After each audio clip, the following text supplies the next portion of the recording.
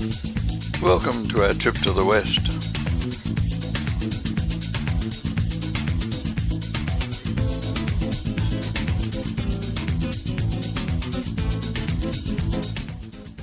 For the first time that I can remember of all the trips we've flown into Melbourne, we flew directly up Port Phillip Bay, over Williamstown, over the mouth of the Yarra River, past the CBD of Melbourne, and landed directly on the south-north runway at Tullamarine.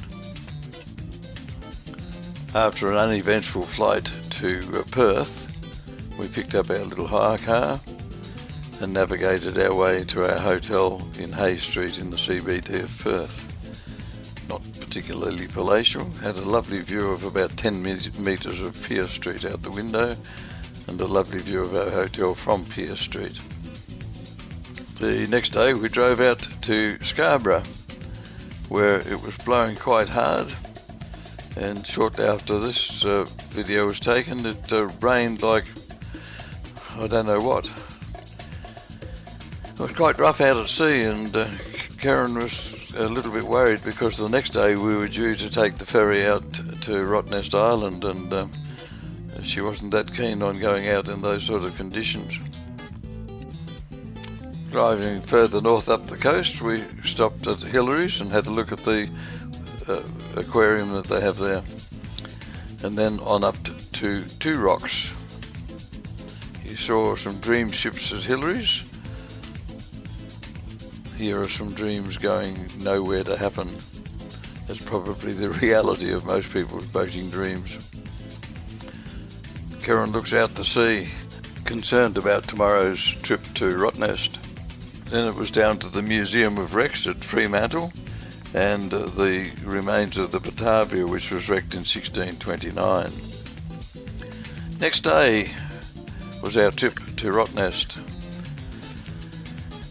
This is the ferry terminal, which has apparently been under construction for something like 3 years, and the businesses in that area have been getting rather stressed.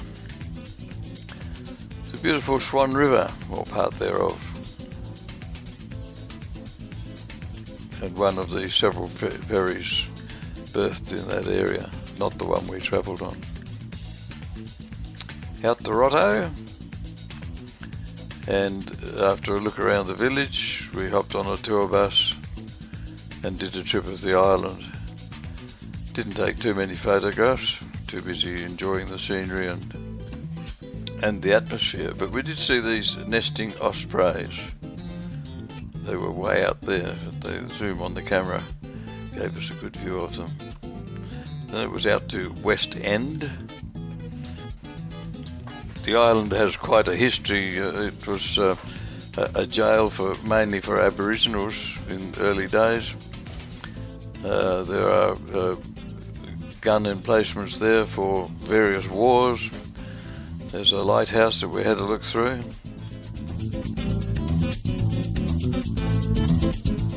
There's a drawing of one of the gun emplacements.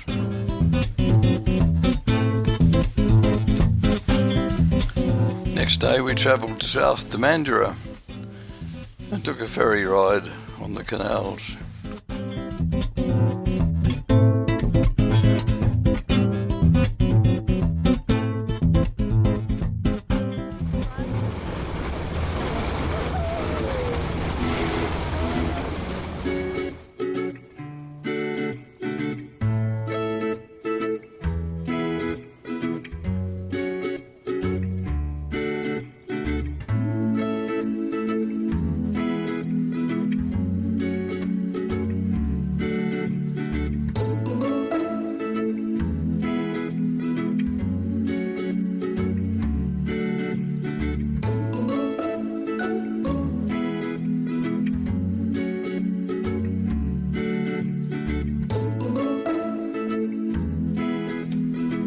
And it was back to Fremantle again the next day, and to the Maritime Museum. I think it's called the National Maritime Museum, actually. Here is the Oberon-class submarine Ovens, which unfortunately was not open on the day we were there.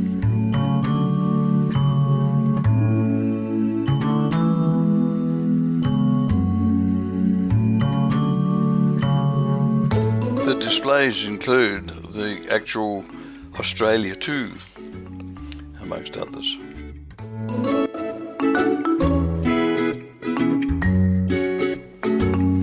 Kings Park followed, and some beautiful views of the CBD of Perth.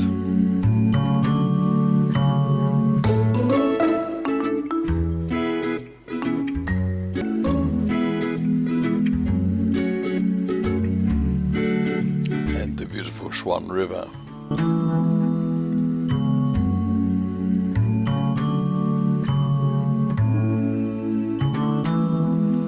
That's where all the works are being done around the ferry terminal. Been going on for years, apparently.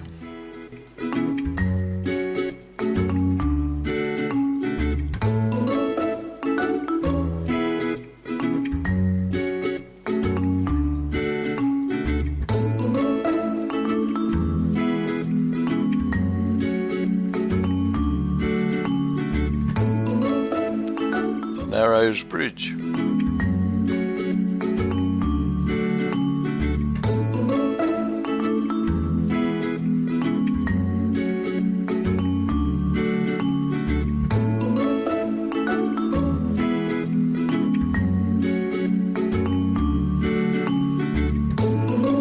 Background, the Canning River joins the Swan.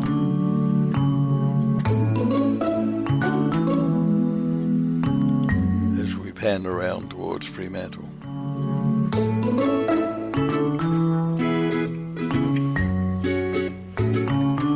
Next day we flew up to Broome to start the main reason for our trip to the west. And we moved into our suite at Moonlight Bay. The Moonlight Bay Suites, and went for a bit of a wander around the gardens and along the foreshore there. The Moonlight Suites looked out to the east from the peninsula on which Broome is situated.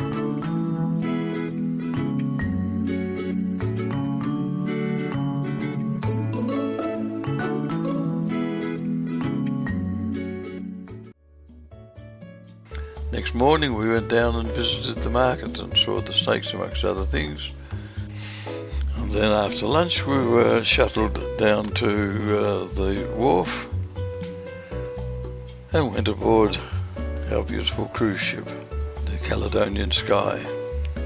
She's 90 metres long, registered in the Bahamas, built in Italy, twin-engined, powered by German engines, crewed by Filipinos, captained by an Englishman who lives in Florida. And the doctor was from the Ukraine. How cosmopolitan can you get? After handing our passports into customs, we dropped off the pilot and headed north as the sun set. We were awakened about 6:45 the next morning by the captain announcing, "There's an infestation of whales off our starboard bow." Of course, we all chucked on dressing gowns and raced out on deck with our cameras, and were greeted with a wonderful display of whales and their calves.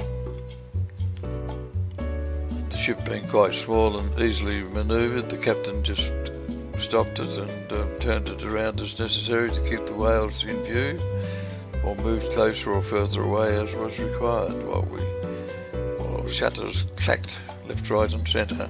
It was just beautiful.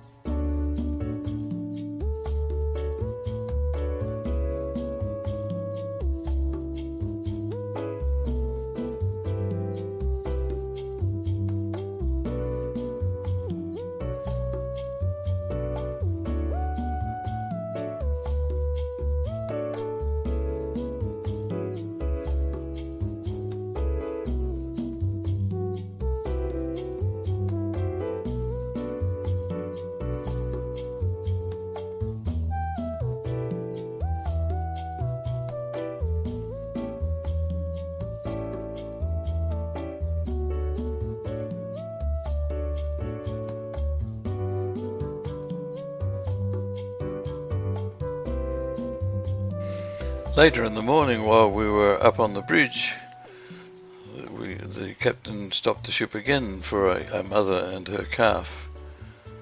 We sat there for about half an hour, just watching them playing. This was in the vicinity of Garden Island, which is one of the islands in the area where they mine iron ore. A little further along the coast is Kerryn Island, which you'll see shortly. The photos you're watching at the moment were taken by members of the expedition team, about half of whom were South Africans, just to add to the mixture on the ship.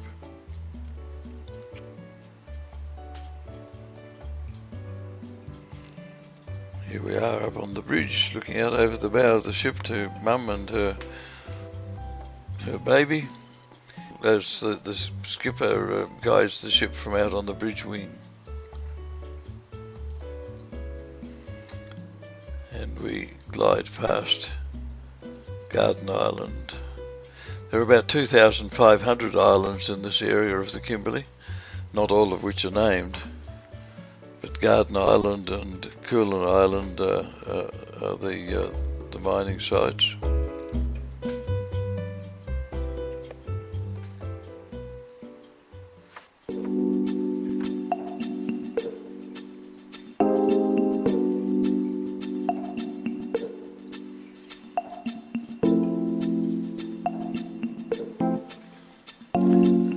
There's a close-up of the mine workings on Garden Island.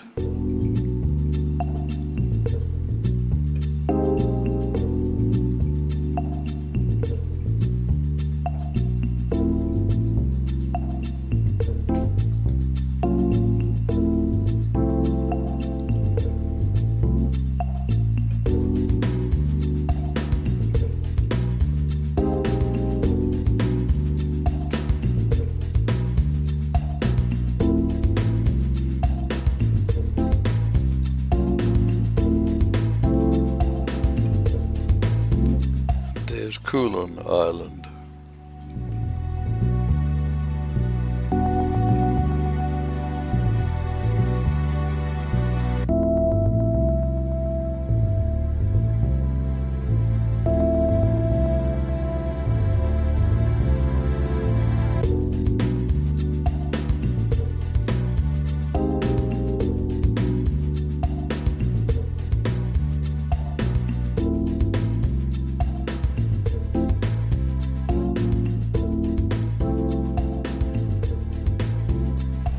We're just going to put the beacon ahead for now, and then we'll come round the point as we get on there. So we'll be inside the track. I mean, it's steep to all the way up to Tarrant Island, so we'll, about 2 cables off the island on the track.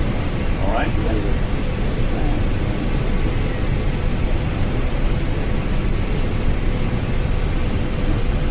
You can make it 300. 300. Yes.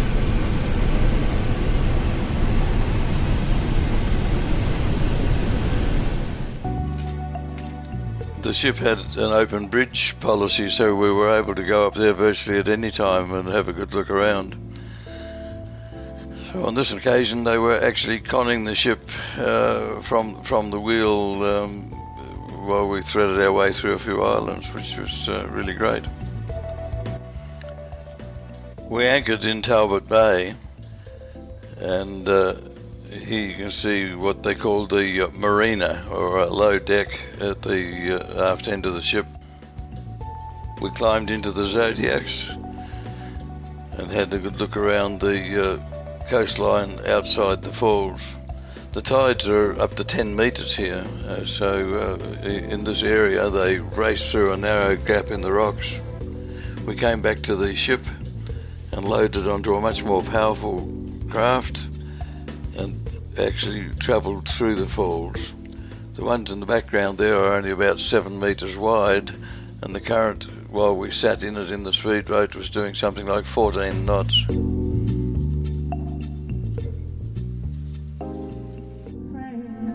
I'm changing 'cause I build my world back on the ship, and in the evening we were entertained by the resident musos Amazon Blue.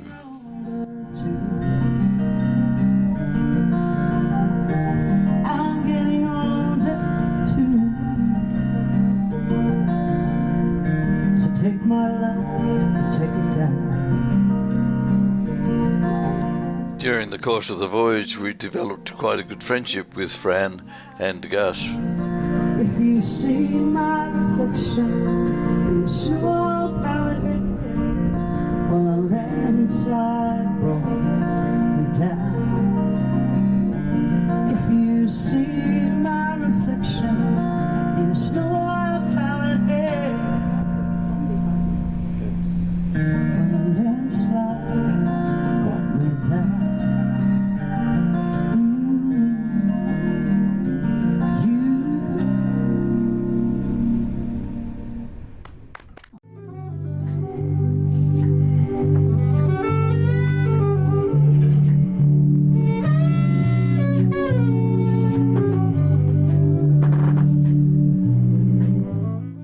Beautiful Talbot Bay in the setting sun.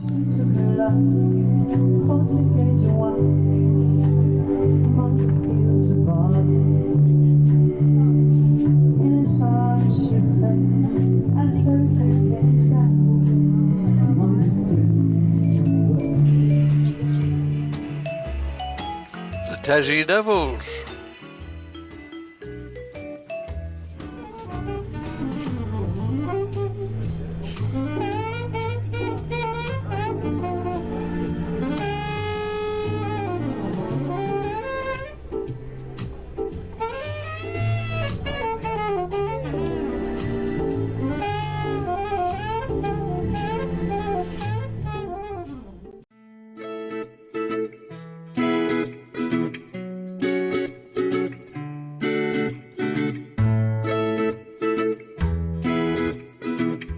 Overnight the ship moved to Rafts Point, and Kerryn got this photo of the sunrise through the cabin window.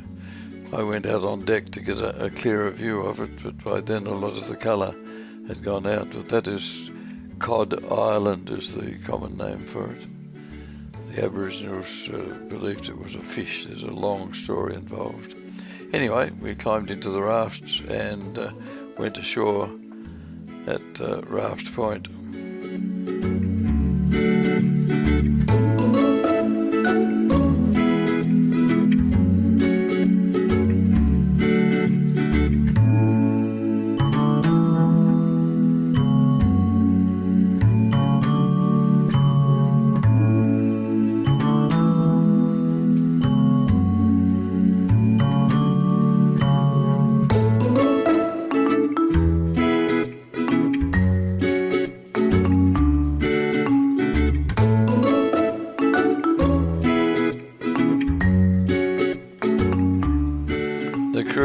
Careful in helping us load into the Zodiacs. We had a special arm hold so that you were always held by at least one arm as you move from the ship to the Zodiac. All the Zodiacs were piloted by expedition crew leaders.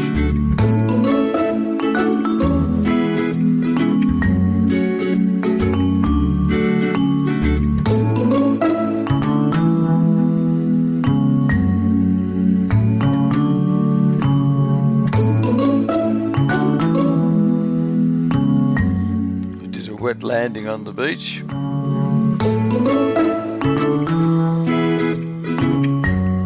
Looking back towards Cod Island, and then the long climb up the hill. It was quite hot, very steep, very rocky, very rough,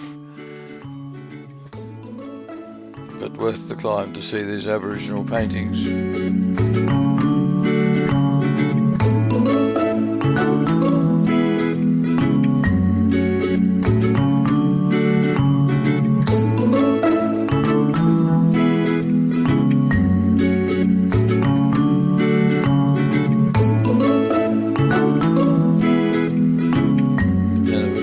Ship for lunch, during which time the ship moved out to Montgomery Reef, and here's the reef rising up out of the sea, or as the tide goes down, of course. Absolutely spectacular.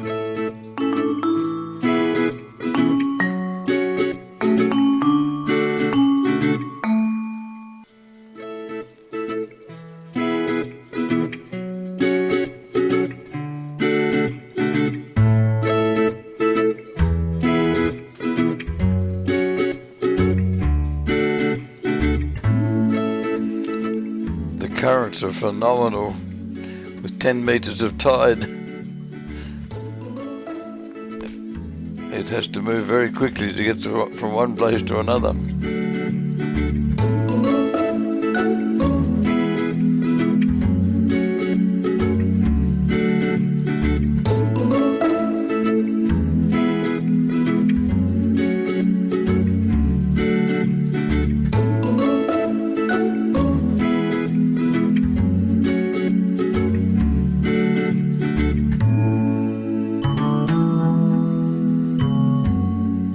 By the time we left the reef, it was getting quite dark.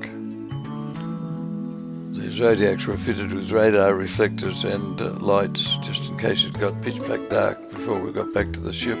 It wasn't quite as comfortable as it looks. The sides of the Zodiacs were pumped very hard, and it was quite a rough ride. And there's the Caledonian Sky waiting for us.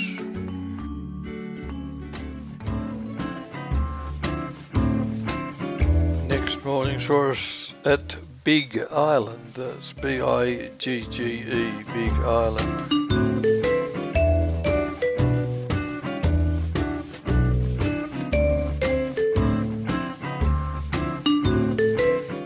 Once again we went ashore in the Zodiacs.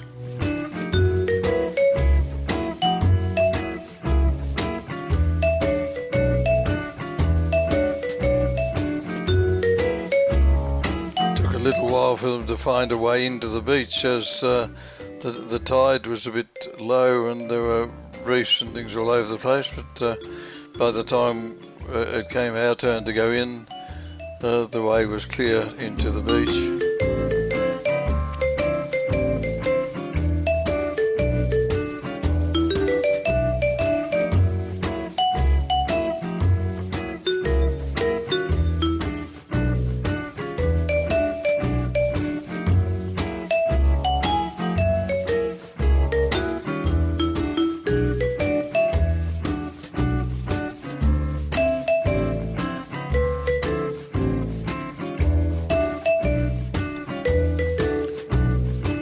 We explored some shallow rock caves along the edge of the beach, where there were some more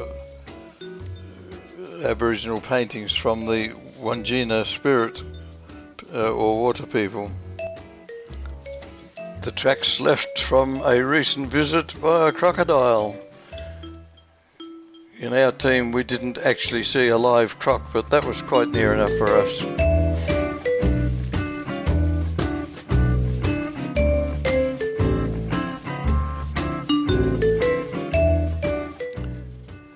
Then while we had lunch, the ship moved further along the coast of Big Island. We were told there was another cave to visit. I wasn't all that keen. I'd sort of had about enough for the day, but they said it was only a very short walk, so I finally decided, yes, I would join Kerryn and we'd go ashore with the group.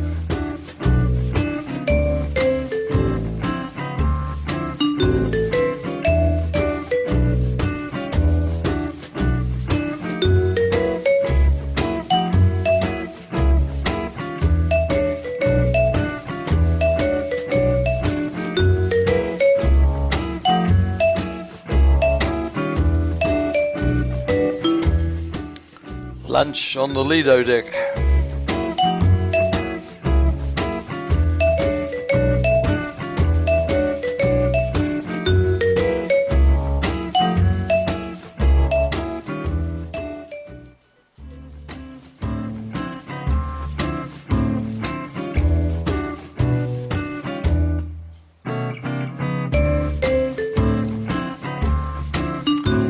Zodiacs are launched again, ready for the trip into the cave.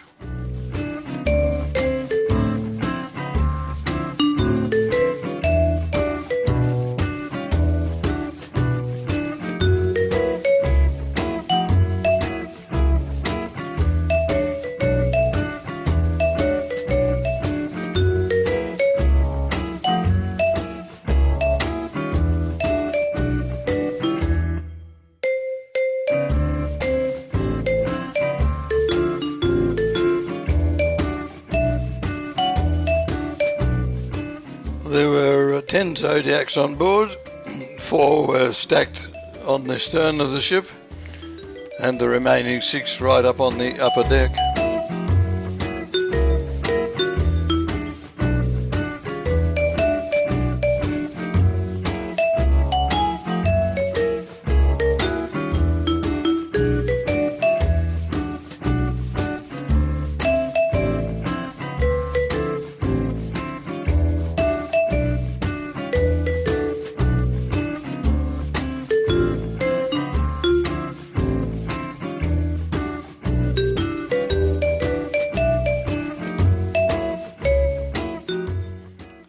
I was expecting more cave paintings.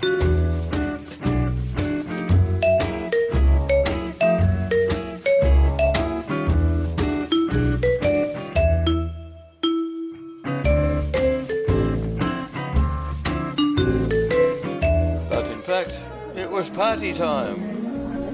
Right? I am.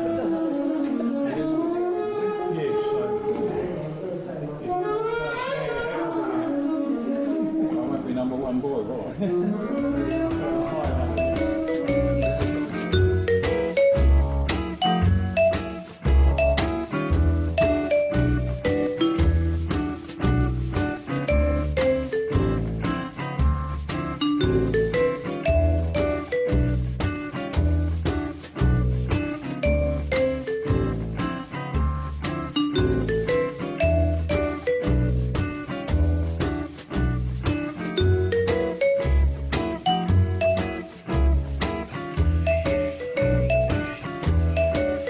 Limbo!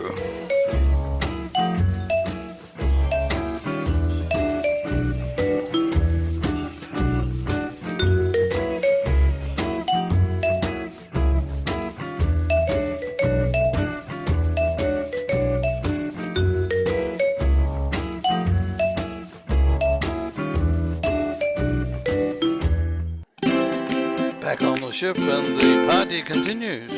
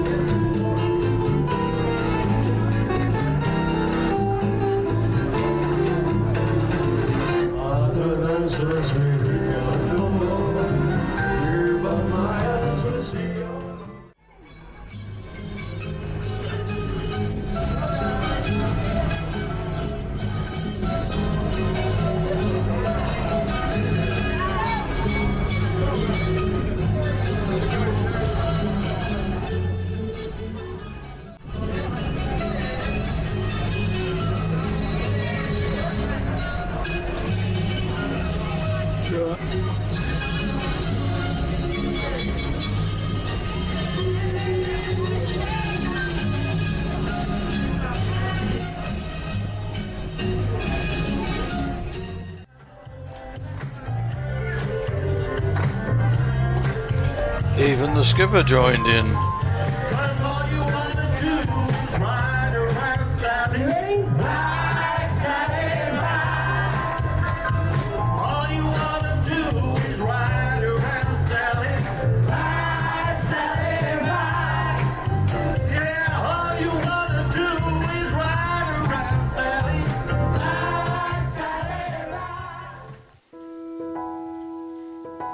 It's about time we had a look at our accommodation. This is the corridor on the port side of the ship on deck 3 and the door to our cabin.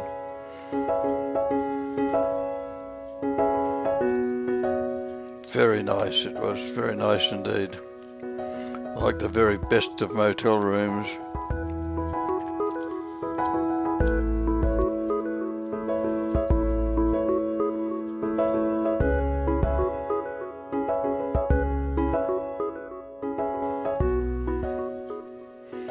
I was very intrigued with the plumbing in the bathroom. You won't see something like that every day. And now it's time we got on with our story.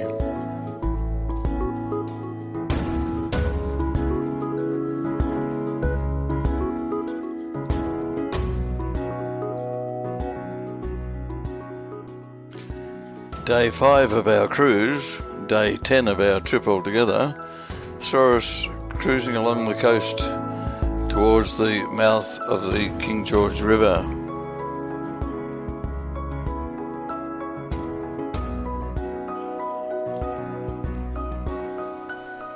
We anchored near another cruise ship, climbed into the Zodiacs and headed out on what was about a 3-hour trip up into the King George River.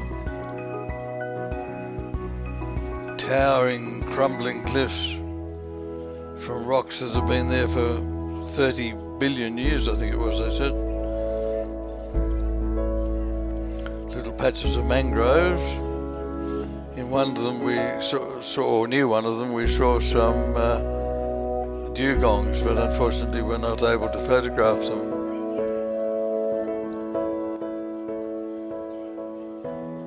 In another patch, there were literally hundreds of flying foxes.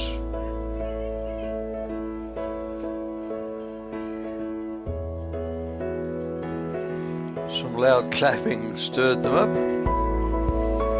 and one of our leaders got this photograph of one. Then it was up to the 2 waterfalls, the King George Falls.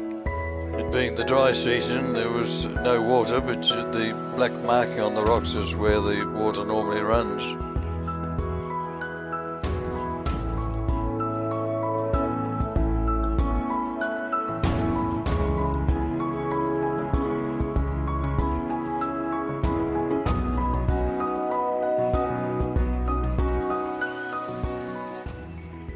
Then it was back to the ship and a relaxing afternoon while we lunched on the Lido deck and headed further up the coast, ultimately into Wyndham, which we had to do to comply with maritime rules and regulations. We actually arrived in Wyndham at something like 10 or 11 o'clock at night, so we didn't see too much of that.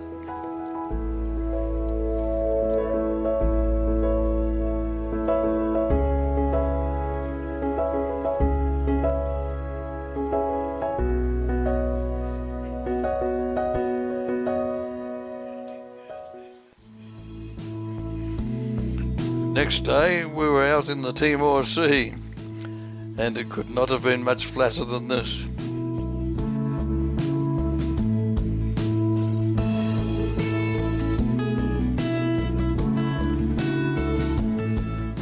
We had heard stories that this crossing could be quite uncomfortable, but we got very, very lucky.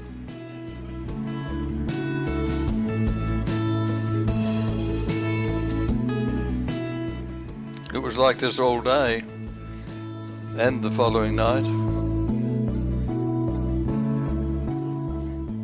And in the morning, as we approached Kupang, we were greeted by dolphins.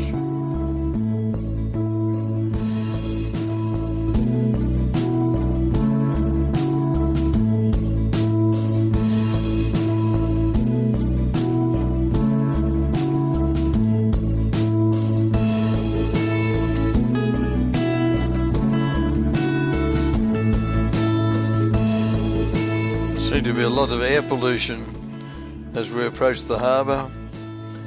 It's quite thick and murky, as you can see.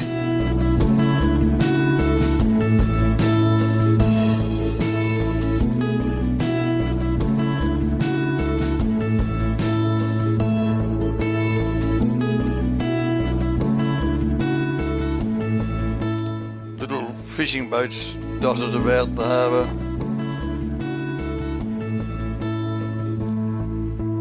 The skipper put us very gently alongside the wharf.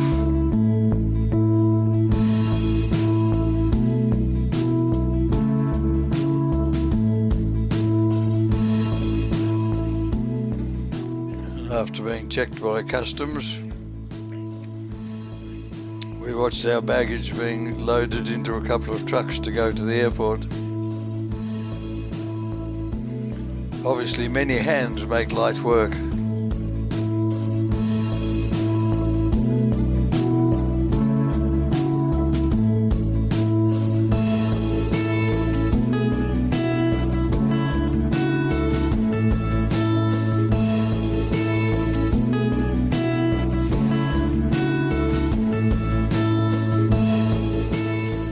We left our cruise ship behind and hopped on a couple of little buses.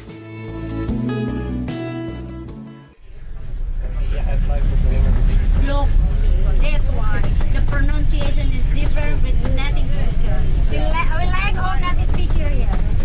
So if we tourists, you know, we very happy because you can practice our English.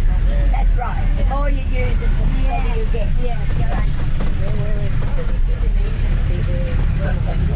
It's not like in Bali. In Bali, every day many tourists there. So they speak English fluently. But in Kupang, it's not that.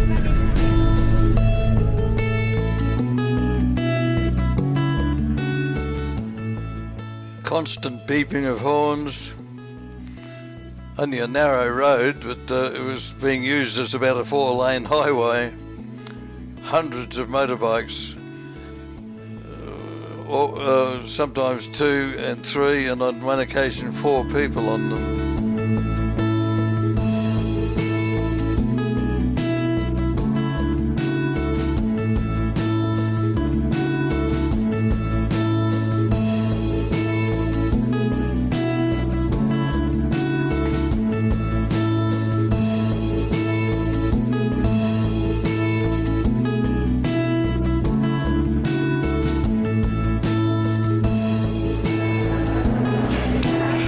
Into the airport, where we had quite a long delay due to customs suspecting that we had a couple of people that were illegal immigrants. It was a mistake on their part, but it did delay us for several hours. But eventually out onto the tarmac and into our aircraft and off to Darwin. This is the hotel we stayed in, up on the 23rd floor.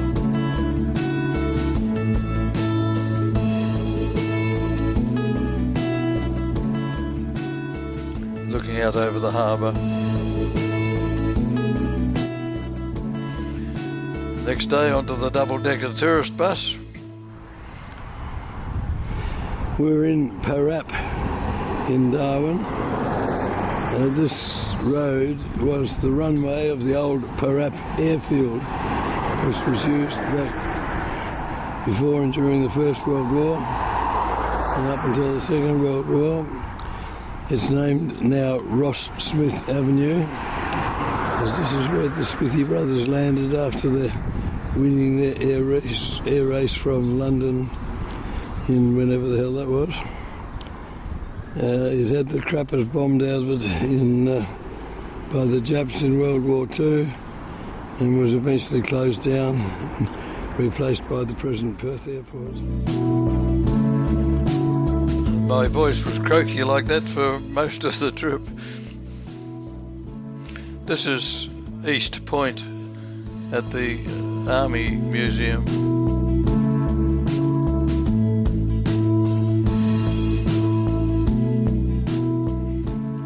next day we went out to Litchfield National Park, looking at anthills on the way, 2 different varieties.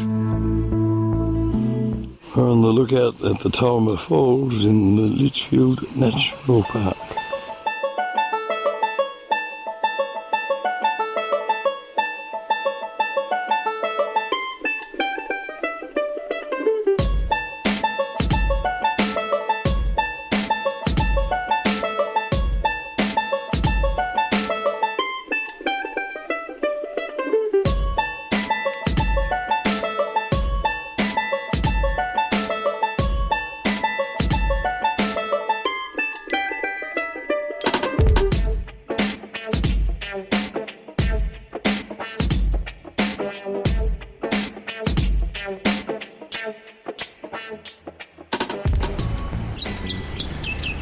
Back into Darwin.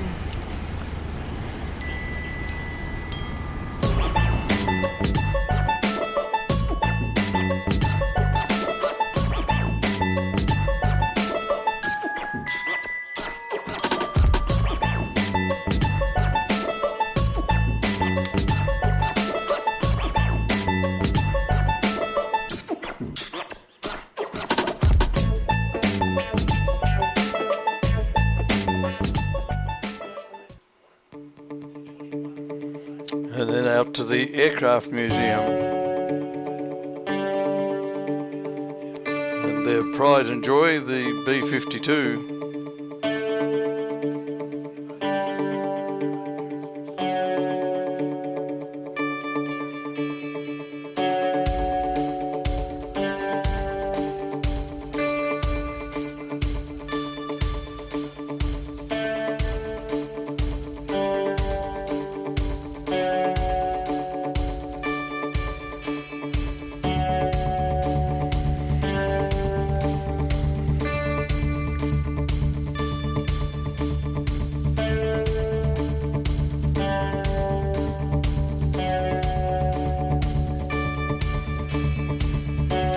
The sun sets on a fantastic trip.